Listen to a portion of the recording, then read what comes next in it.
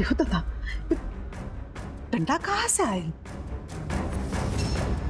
हम बच गई ना तो हमरा के लग जाता भी। लगा था दीदी ई घर के नौकर सब भांग खेले होखी, ओही में से केहू गिरेले होखी। हम अभी देख के आवत हैं।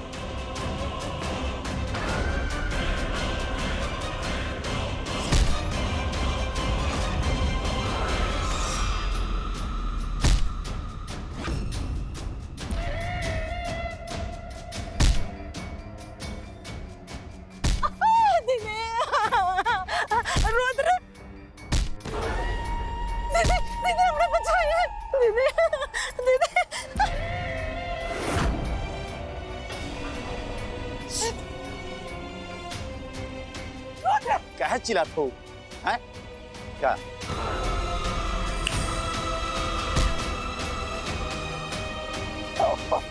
अरे संभाल के।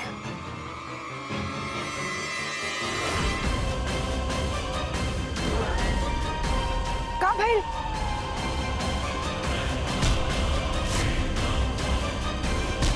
आंटी जी, अरे ये का होता? लेकिन इस सीन तो बड़ा निक। अगर इस सीन के हम शूट कर लेब ना तो हमार चैनल चल जाए। अरे सुपर डुपर हिट हो जाए, एकदम ब्लॉकबस्टर हो जाए।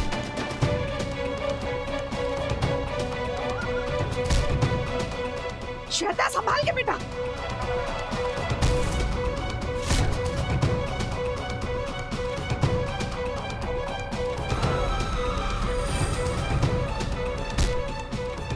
ये सब का होता?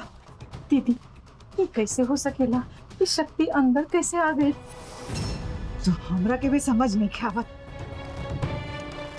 कहीं वो रक्षा सूत्र टूट तो ना गई? हाँ। रानी जाके देखा, जा। ना दीदी, जा ना तो कैसे पता चली? जा जा जाके देख।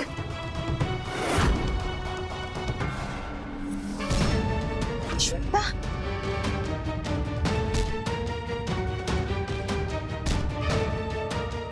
दीदी ये रक्षा सूत्र के धागा टूट गया। लगता कि रक्षा सूत्र के धागा टूटे की वजह से ये शक्ति अंदर आ गई।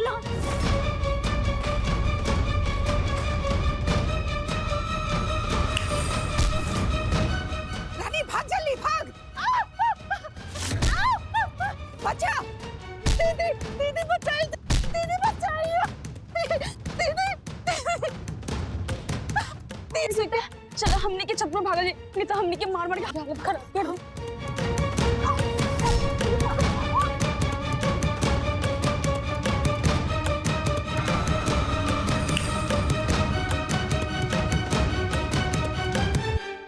अरे ई का? श्वेता और तारा छत पर भागा ताड़ी? ना ना हमरो 2-3 लाठी पड़ जाए, हम ना जाए। ऐजे से शूट करत आनी।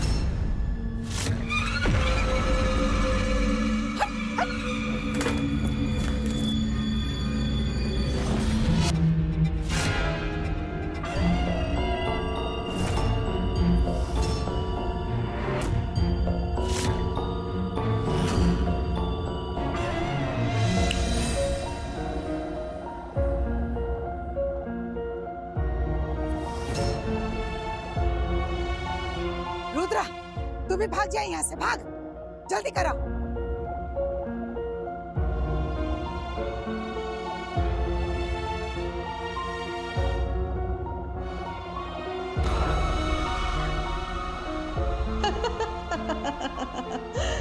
रानी जल्दी आओ, बंद करो दरवाजा। दीदी एक काम करा, तांत्रिक बाबा के फोन लगावा, उन्हें कोनो उपाय निकलने हैं। ठीक बा दीदी।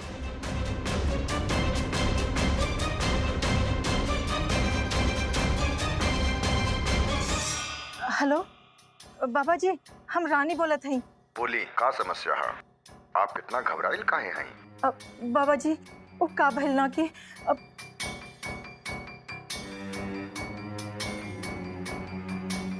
तो ई बात है, हम कहले रहनी ना कि रक्षा सूत्र टूटे के ना चाहिए। खैर एक काम करी, अबे तुरंत चंदा के वहाँ बुलाई, ओकरा से कैसहू भी वो धागा के दोबारा से बंधवा दे। फिलहाल तो इहे गो उपाय बा वो शक्ति के प्रकोप से बचे के खातिर। ठीक बा बाबा जी, प्रणाम। का बोला सा बाबा? दीदी दीदी दीदी मत डर।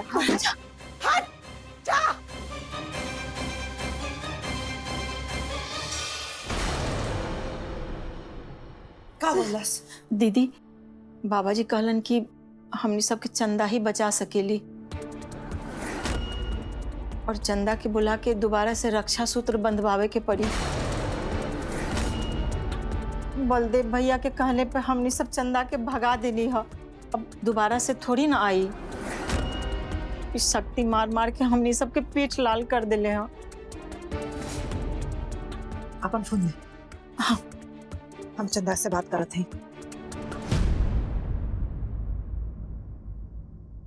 हमरा ये बात के डर है कि श्वेता तारा शादी के समय कहीं वो चंदा जहर वहर खा के अपन जान ना दे दो।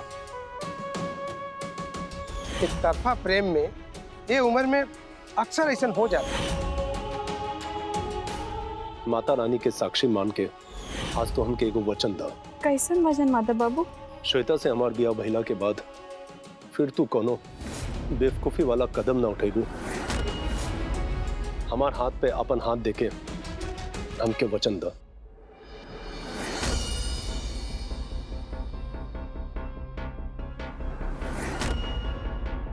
ये हमारा वादा है माता बाबू कि अब हम ऐसा कुछ न करें। हम हाथ जोड़ के विनती करती हैं आप लोगों से, प्लीज चंदा के बारे में कुछ गलत मत सोचिए।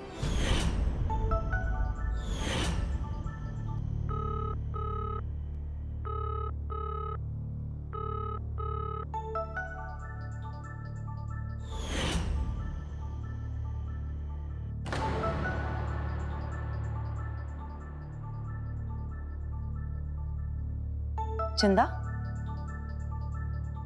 कब से फोन बजता, और ध्यान कहाँ?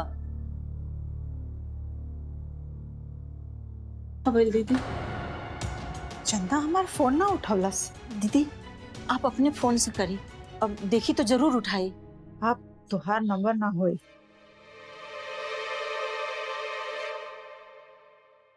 केकर फोन रहा? पता ना अम्मा, फोन कट गई। द हमरा के फोन। पता नहीं आज तो हर ध्यान कहाँ बा।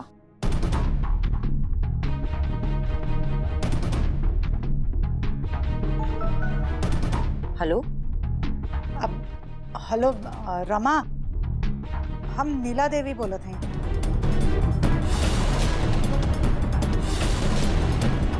चंदा हो का? हमरा चंदा से एगो जरूरी बात करे के रहल हा।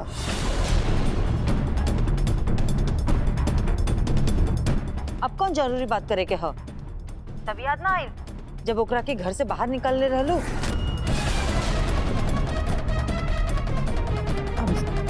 देखा रमा, हम तोहार नाराजगी के समझ सकत हैं, लेकिन ए समय हमार चंदा से बात करे बहुत जरूरी है, ताकि हम दोनों लोगन में जे कोनो भी मनमुटाव है ना, बाद में बैठ के सुलटा लेवल जाए।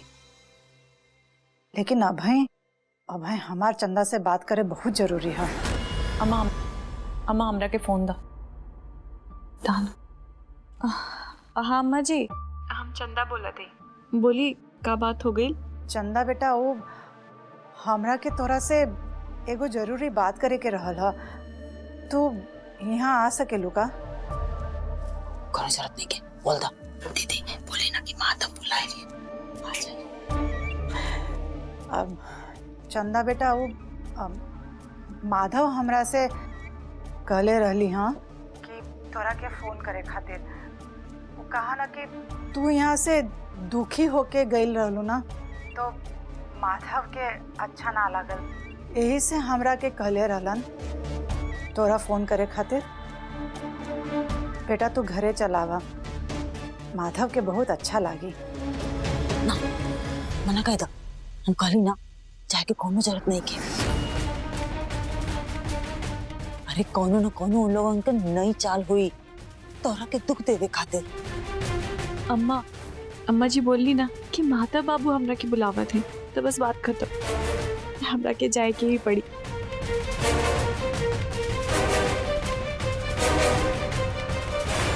अम्मा जी ठीक है, हम थोड़ी देर में आ जाएंगे। ठीक है बेटा, हम इंतजार करत आने। जी। का भइल दीदी? आ रहल बिया।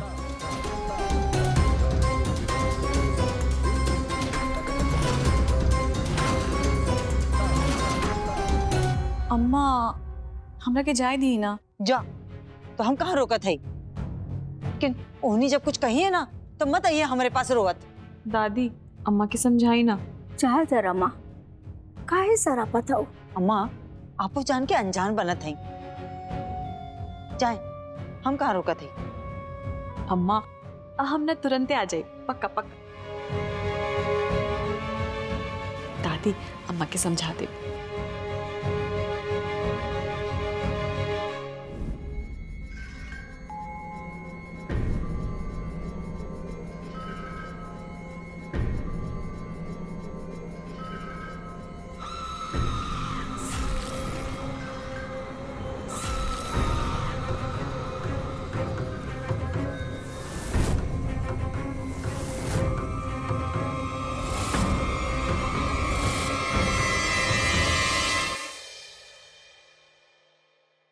तो अच्छा भइल कि चंदा टाइम पे आ गई, ना तो पता ना वो शक्ति का करती। हाँ दीदी, रउआ तो बच गई नहीं, वो तो हमार पीछे ही पड़ गई। मार मार के हमार पीठ भी लाल कर देलस। वो तो हमरो पीछे पड़ल, बहुत मुश्किल से बच पौनी। आंटी जी, उस शक्ति के जल्द से जल्द कुछ ठोस उपाय करे की ही पड़ी। वो देखल जाए, पर अभी तो सबके एक बात के ध्यान रखे के हा, चंदा आवते हुई ओकर सामने ऐसे जतावे के जैसे यहाँ कुछो ना भइल है। ठीक बा दीदी। ना तो पगलेट चंदा माधव और गांव वालन के सामने जाके सब कुछ उगल दे। कर पेट में एक को बात ना पचेला।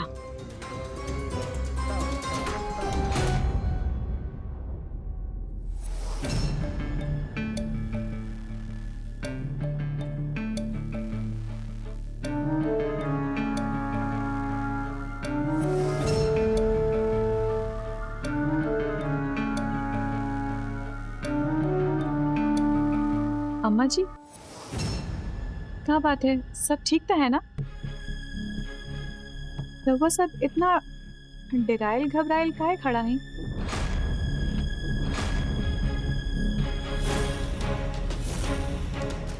अम्मा जी हम जब बाहरे रक्षा सूत्र बांधत रहली त घरे से बहुत चिल्लाए के आवाज आवत रहली। का बात है, सब ठीक तो है ना? चिल्लाए के? ऐसन तो कुछ ना। ओ अच्छा, वो एगो चूहा रहल हा, वही के मारे के चक्कर में इतना शोरगुल भइल, और कुछ ना। चूहा? लेकिन अम्मा जी हम तो इतना दिन से यहाँ आवत हैं, हम तो कब वो चूहा ना देखले हैं यहाँ।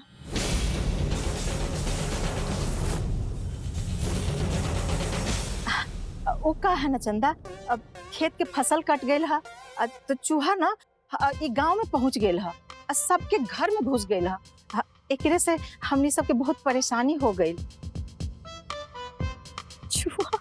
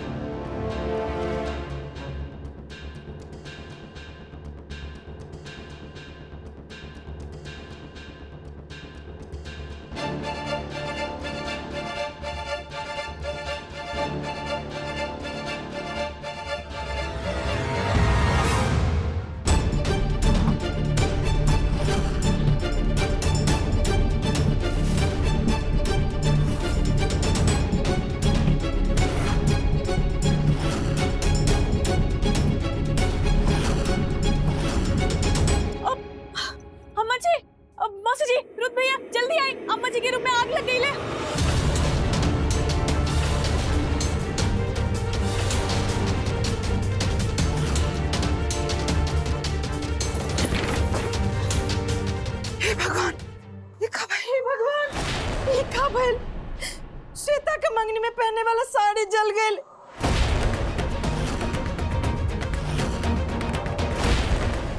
हमने सबके साड़ी सब साड़ी जल गई दीदी।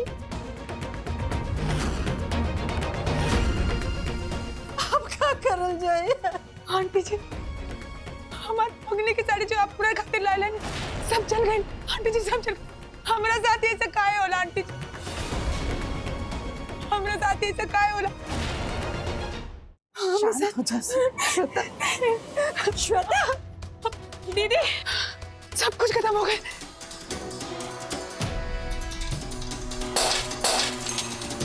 सब कुछ खत्म हो गए। सब कुछ खत्म हो गया। बस करो बेटा, शांत हो जा, चुप हो जा। आंटी जी अब कुछ ना बचा। मेरे साथ ऐसा काहे होला आंटी जी? हमेशा हमारे साथ ऐसा काहे होला?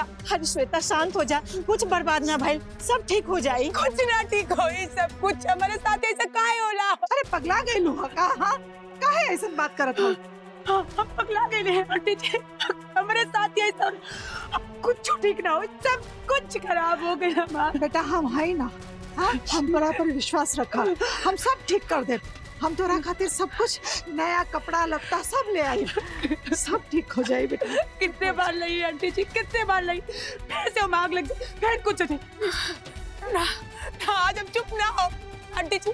हमारे पास खाना है, घर है, पैसा है, गाड़ी है, सब कुछ है, लेकिन आंटी जी हमारे पास चैन नहीं की। आंटी जी प्लीज प्लीज हमरा के चैन दिला देना, कुछ दिला देना आंटी जी प्लीज। आंटी जी चुप हो जा बेटा, चुप हो जा, हम है ना बेटा, चुप हो जा, हम पे विश्वास रखा, सब ठीक कर दे। आंटी जी कुछ ठीक ना हो, सब कर।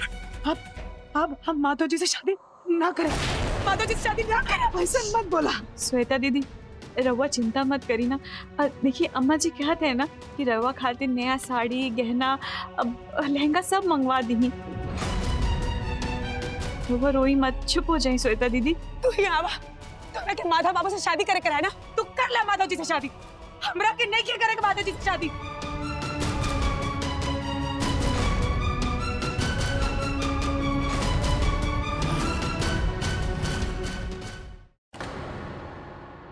मौसी, इस श्वेता भी ना कबो कबो हद करते हुए। अरे सड़िया ना चल गई, दूसरा जी इतना ड्रामा करे के का जरूरत था? ठीक कहा था रुद्र, एक नंबर के ड्रामे बाज। मिल गई ना तोरा के खुशी, मिल गई तोरा के चैन। तू ये चाहता ना?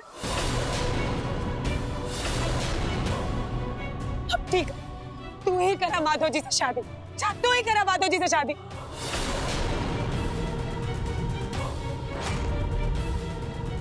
तू ये चाहत रहू ना, हमरे खुशी में आग लगावे, लग गई हमरा खुशी में आग।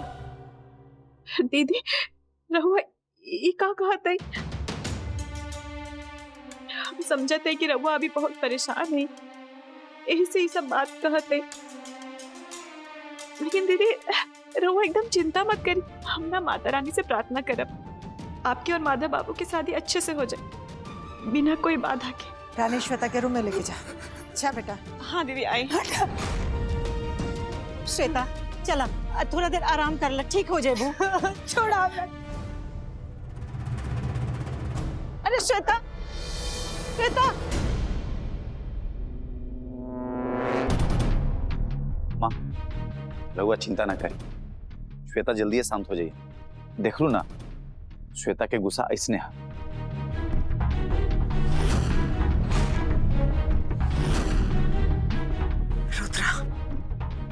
चल के देखे के पड़ी प्रॉपर्टी के पेपर सही सलामत हो के ना कि जल के राख हो गई। हाँ माँ, अगर ऐसा होगी तो गजबे हो जाए। चलिए चलो। सही सलामत ना हुई तो गजब हो जाए माँ।